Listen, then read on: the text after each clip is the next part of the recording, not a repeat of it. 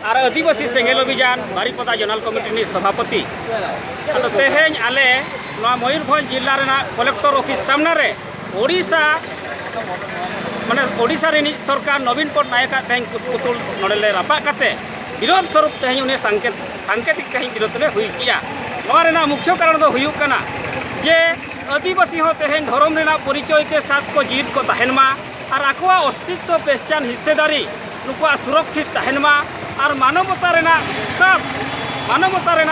अधिकार नाम करते नुकु विकास मार्ग रे को तेहें को ताड़ाम ओडिशा सरकार मठे बाय जहाँ और नवा स्पष्ट होना प्रमाणित जे नौ चलावे 9 मार्च 2023 हिलो सालखान मुर्मू नेतृत्व जहाँ मारांग विशाल मसाल जुलूस हुई बारिपदा चेतान रे और ओडिशा सरकार नेहर तहकना जे आम आदिवासी को जहाँ प्रकृति पूजक आदिवासी को लगे सान्ना धर्म मानत हचो लगे तेहें ओडिशा विधानसभा रे पास करते पारित करते केंद्र भेजा लगे नेहर लेदेया मेनखान ओना ओडिशा सरकार तेहें बाय कमी लिया बाय कमी का माने तेहें नवीन सरकार दो हुयुक कना आदिवासी विरोधी सान्ना धर्म कोड विरोधी सरकार कनाय ओनाते नुई तेहें आज जपीद का और नुई ओना जपीद खन बेरेट लगे तेहें आज पुतुल रपा करते